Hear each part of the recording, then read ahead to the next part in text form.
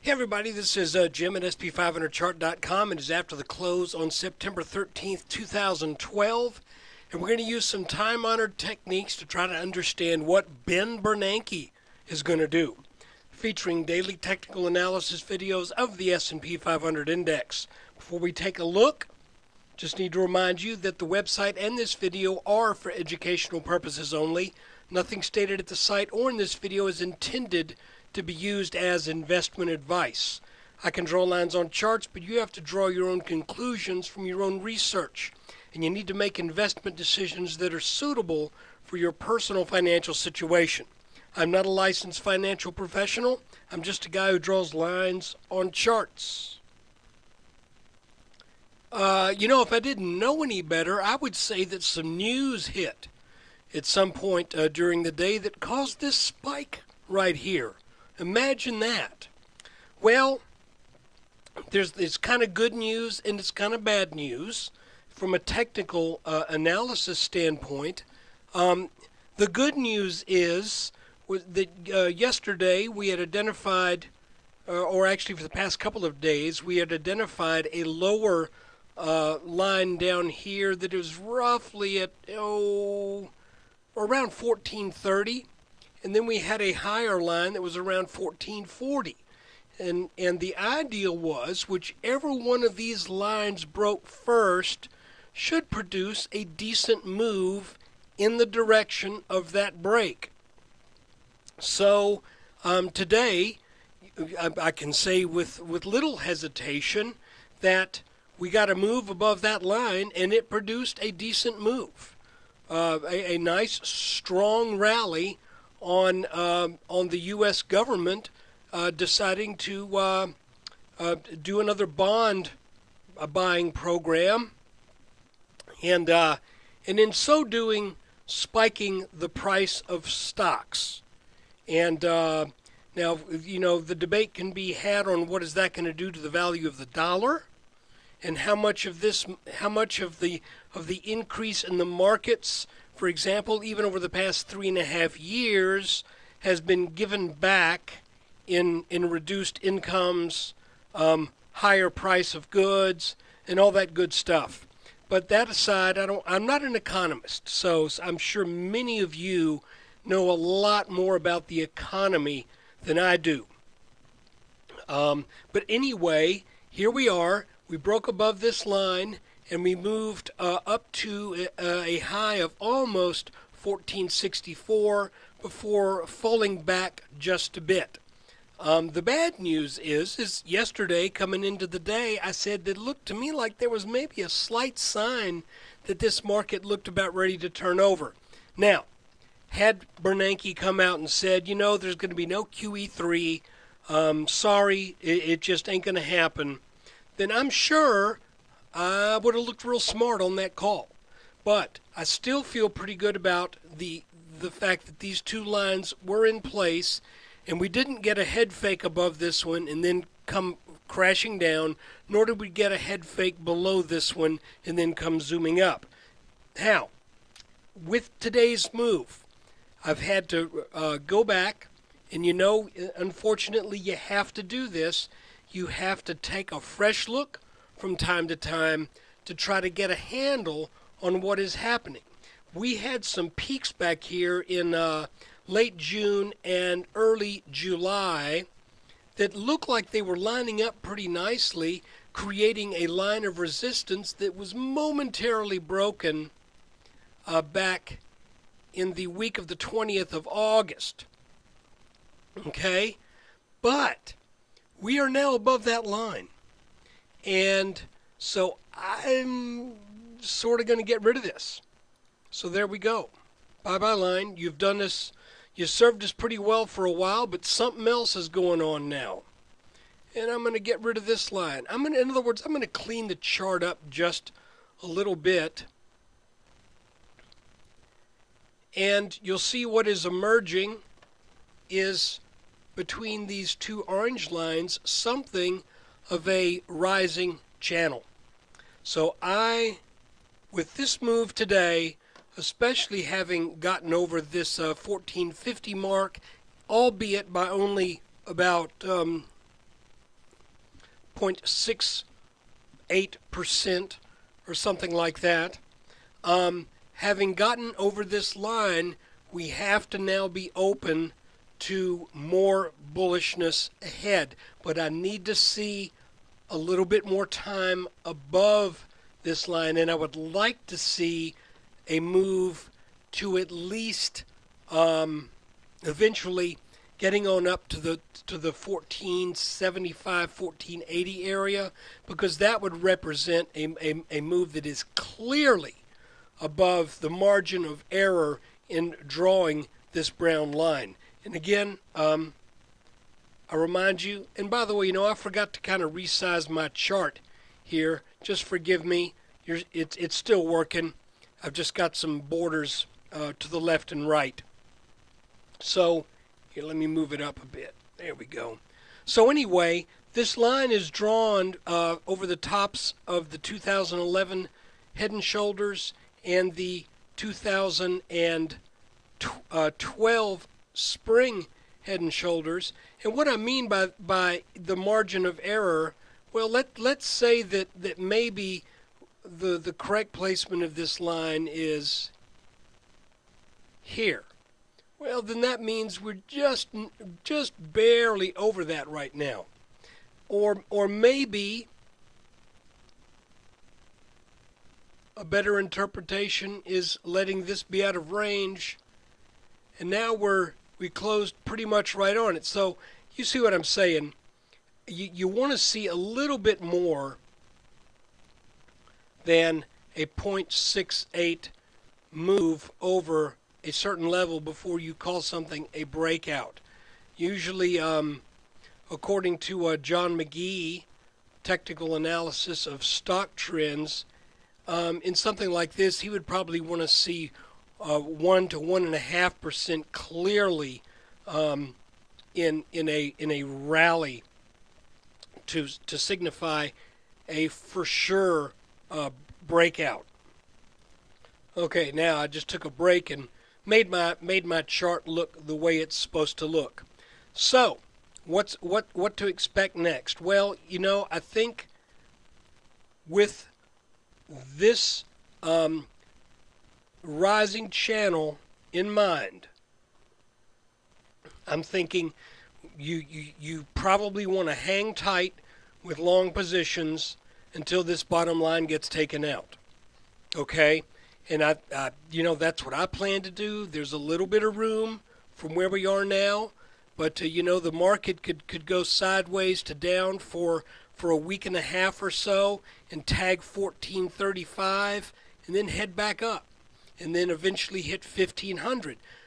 I've been saying, even though there are times when I get a little bearish, I have thought for quite a while that when we look at a long-term chart of the S&P, it only seems to make sense that we eventually make a go for this level right here, which is the significant tops. We're talking about the 2000 top and the 2007 top. If we extend that, we are not that far away from making a go at that level, which would be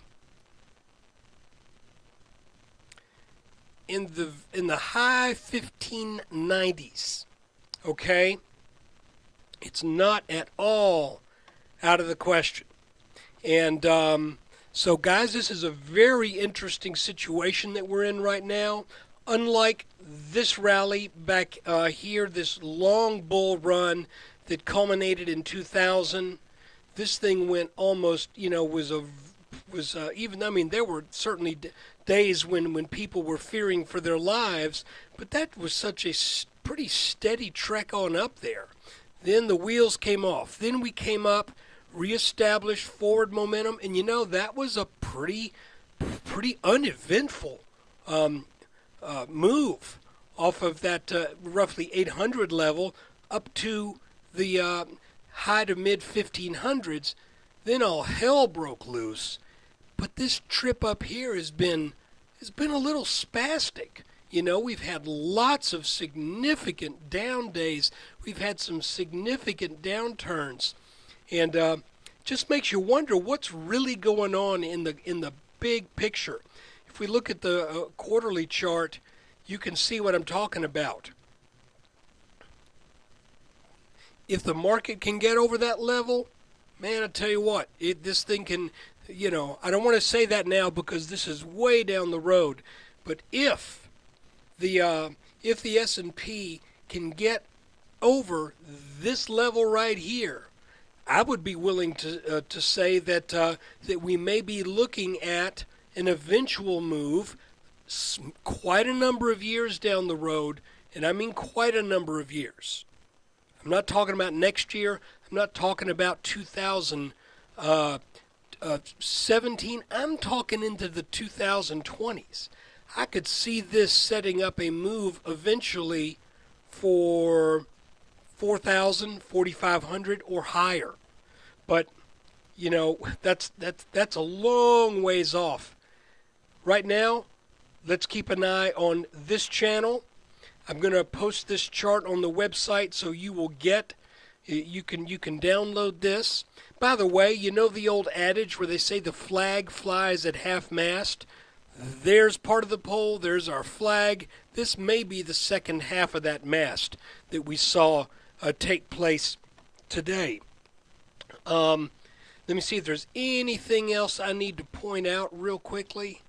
Anything stick out on the daily chart? No, just the fact that we're really want to see a little bit more oomph before we get over this line right here.